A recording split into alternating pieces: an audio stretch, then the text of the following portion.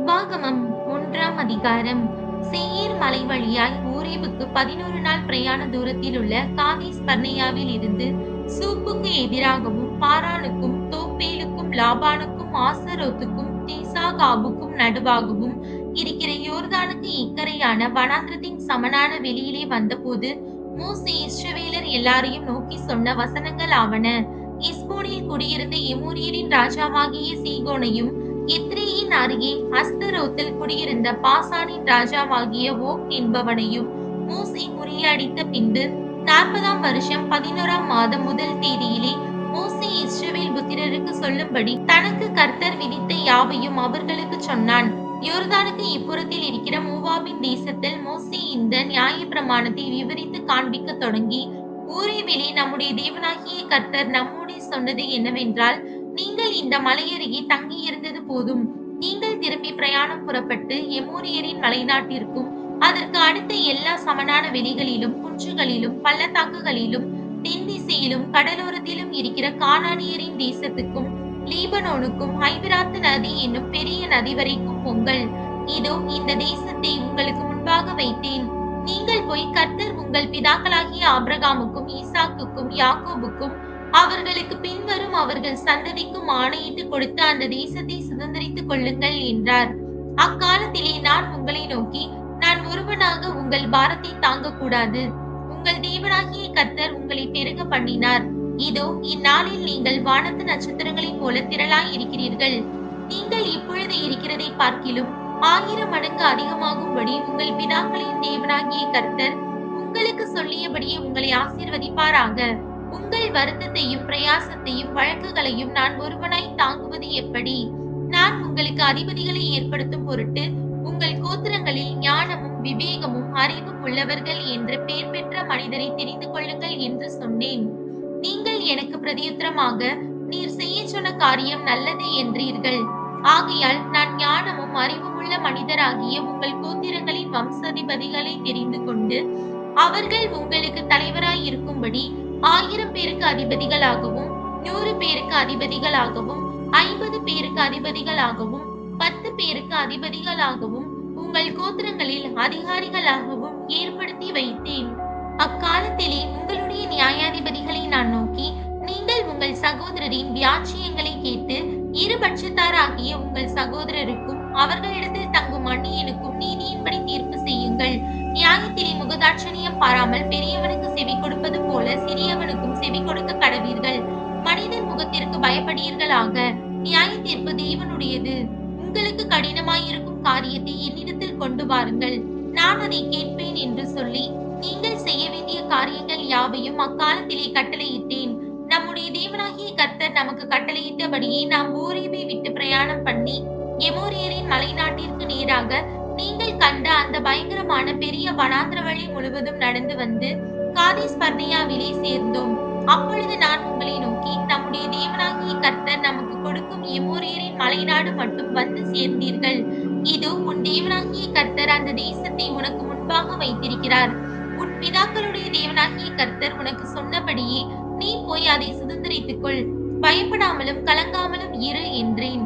அப்பொழுது நீங்கள் எல்லாரும் என்னிடத்தில் வந்து, நமக்காக அந்த தேசத்தை சோதித்து பார்க்கவும், நாம் இன்ன வழியாக அதில் சென்று இன்ன பட்டணங்களுக்கு போகலாம் என்று நமக்கு மறுசெய்தி கொண்டு வரவும் நமக்கு முன்னாக மனிதரை அனுப்புவோம் என்றீர்கள்.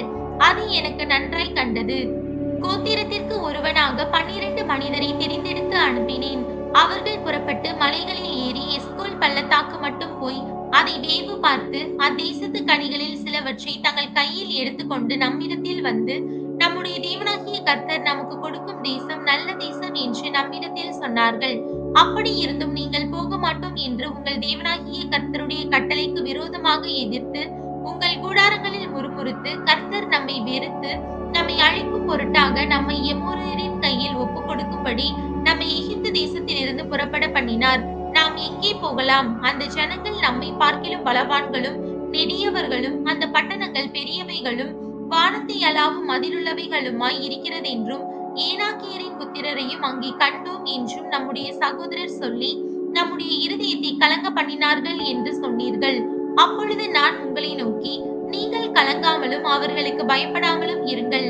உங்களுக்கு முன் செல்லும் உங்கள் தேவனாகிய தேவனாகிய கர்த்தர் தாமே எகிப்தில் உங்களோடு இருந்து உங்கள் கண்களுக்கு முன்பாக செய்த எல்லாவற்றைப் போலவும் வனாந்திரத்தில் செய்து வந்தது போலவும் உங்களுக்காக யுத்தம் பண்ணுவார்.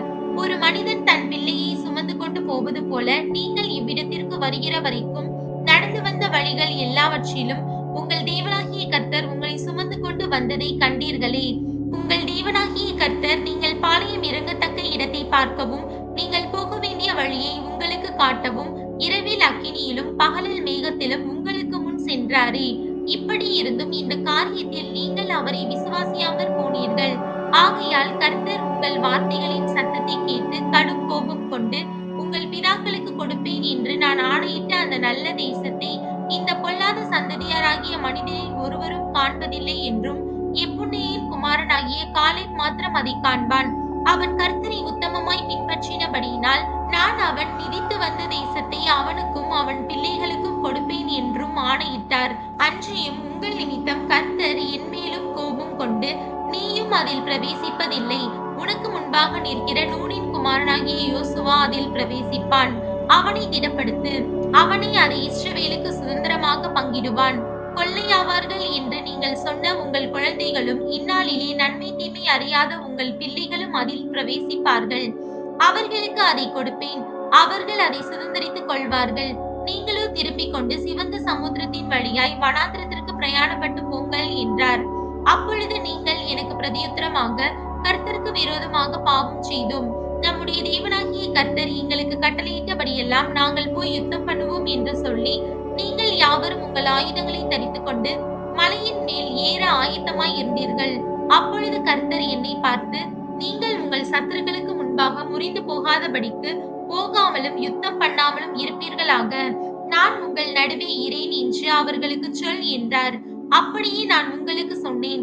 நீங்களும் செவி கொடாமல் கர்த்தருடைய கட்டளைக்கு விரோதமாக துணிந்து மலையின் மேல் ஏறினீர்கள். அந்த மலையிலே குடியிருந்த எமோரியர் உங்களை எதிர்க்கும்படி புறப்பட்டு வந்து தேனீக்கள் துரத்துகிறது போல உங்களை துரத்தி உங்களை சேயீர் தொடங்கி ஓர்மா மட்டும் உரிய அடித்தார்கள். நீங்கள் திரும்பி வந்து கர்த்தருடைய சமூகத்தில் அழுதீர்கள். கர்த்தர் உங்கள் சத்தத்தை கேட்கவில்லை, உங்களுக்கு செவி கொடுக்கவும் இல்லை. இப்படி காதேசிலே தங்கி அங்கே வெகுநாளாய் இருந்தீர்கள்.